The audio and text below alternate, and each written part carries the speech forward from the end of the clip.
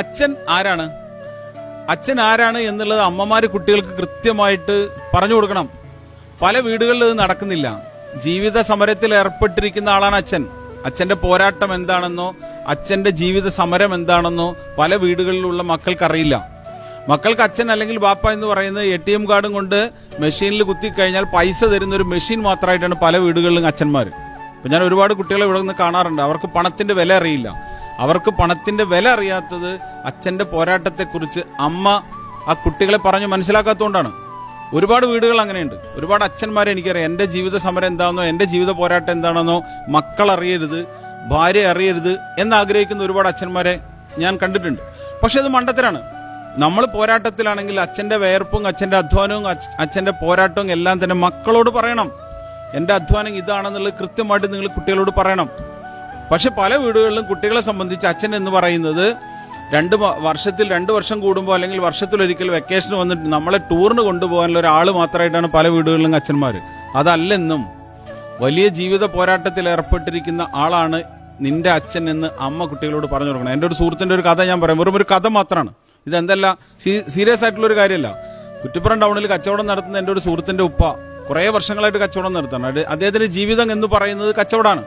അതിന്റെ അപ്പുറത്ത് വേറെ ഒന്നും അദ്ദേഹത്തിനില്ല. അദ്ദേഹം രാവിലെ 5 മണിക്ക് 5:30 മണിക്ക് എല്ലാ ദിവസവും കടയിലേക്ക് പോകും. രാത്രി 10 മണിക്കൊക്കെയാണ്, വളരെ ലേറ്റായിട്ടാണ് അദ്ദേഹം എന്ത് ചെയ്യുക, വീട്ടിലേക്ക് വരിക.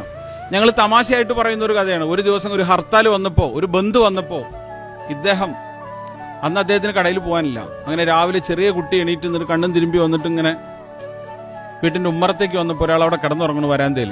കുട്ടി ഓടിപ്പോയിട്ട് ഉമ്മയുടെ അടുത്ത് പോയി പറയാം, ഉമ്മ ഒരു ചങ്ങായി അത് നമ്മുടെ വരാന്തയിൽ കിടന്നുറങ്ങണു.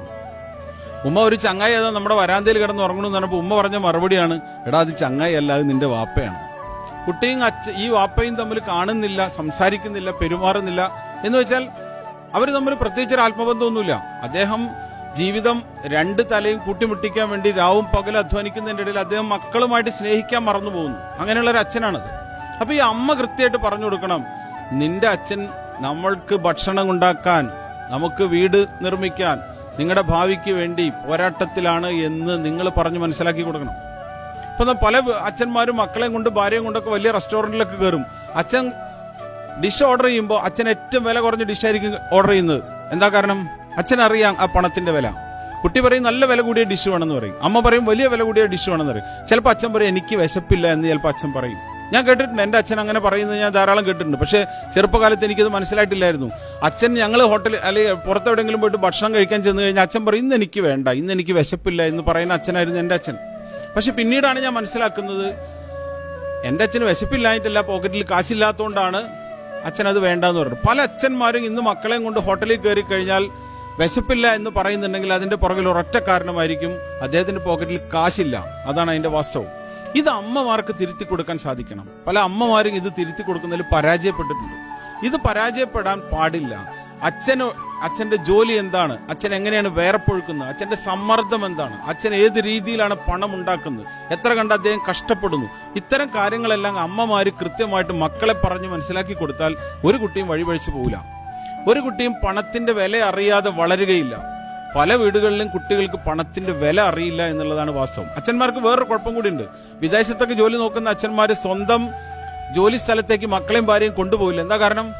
ഒറ്റ കാരണമേ ഉള്ളൂ, ഞാൻ താമസിക്കുന്നത് എവിടെയാണെന്നുള്ള എൻ്റെ ഭാര്യയും മക്കളും അറിയരുത്, ഞാൻ കഴിക്കുന്ന ഭക്ഷണം എന്താണെന്നുള്ള എൻ്റെ ഭാര്യയും മക്കളും അറിയരുത്, ഞാൻ ഏത് രീതിയിലാണ് ജീവിക്കുന്നത് എന്നുള്ള എത്ര കഷ്ടപ്പാടിലാണെന്നുള്ളത് ആരും ഭാര്യയും മക്കളും അറിയരുത് എന്നാണ് പല അച്ഛന്മാരുടെയും ധാരണ.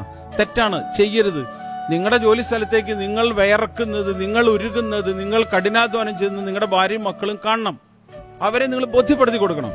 ബോധ്യപ്പെടുത്താൻ നിങ്ങൾക്ക് സാധിച്ചിട്ടില്ലെങ്കിൽ അവർക്ക് പണത്തിന്റെ, നിങ്ങൾ അയക്കുന്ന പണം എത്ര കൊടുത്താലും അവരെങ്ങനെ ചെലവഴിച്ചുകൊണ്ടിരിക്കും. അതേസമയം നിങ്ങൾ ഒരു തവണ അത് ബോധ്യപ്പെടുത്തിയാൽ, ഉരുകുന്നത് ഒരു തവണ നിങ്ങളുടെ ഭാര്യയും മക്കളും കണ്ടാൽ തീർച്ചയായിട്ടും അടുത്ത തവണ ATM പൈസ എടുത്ത് ഭാര്യ സ്വർണ്ണക്കടയിലേക്ക് ഓടില്ല. 4000 രൂപയുടെയും 8000 രൂപയുടെയും സാരി വേണമെന്ന് ഭാര്യ വാശി പിടിക്കില്ല. കുട്ടിയുടെ ബർത്ത്ഡേക്ക് 5000 രൂപയുടെ കേക്ക് മുറിക്കണമെന്ന് കുട്ടി പറയില്ല. 1 രൂപ കുട്ടി ചെലവഴിക്കുന്നതിന് മുമ്പ് ആലോചിക്കും, ഇതെന്റെ അച്ഛന്റെ അധ്വാനമാണ്. അതിലൂടെ പണത്തിന്റെ മൂല്യം നമുക്ക് കുട്ടികളെയും വീട്ടിനെയും കൃത്യമായിട്ട് ബോധ്യപ്പെടുത്താനായിട്ട് സാധിക്കും. അപ്പൊ അതുകൊണ്ട് ഞാൻ രക്ഷിതാക്കളോട് പറയുന്ന ഈ ഒരൊറ്റ കാര്യമേ ഉള്ളൂ, അച്ഛന്റെ പോരാട്ടം എന്താണെന്നുള്ളത് വീട്ടിൽ അറിയിക്കണം. വീട്ടിൽ അറിയിക്കാതെ ആ ഒരു തെറ്റായ രീതിയിൽ നിങ്ങൾ ഒരു കാരണവശാലും മുന്നോട്ട് പോരുത്. നമ്മുടെ പോരാട്ടം എന്താണ്, അച്ഛന്റെ പോരാട്ടം എന്താണെന്ന് ഓരോ കുട്ടിയും അറിഞ്ഞ് തന്നെ വളരുന്നതായിരിക്കും ഉചിതം. അതാണ് എനിക്ക് നമ്മുടെ ബഹുമാനപ്പെട്ട രക്ഷിതാക്കളോട് പറയാനുള്ളത്.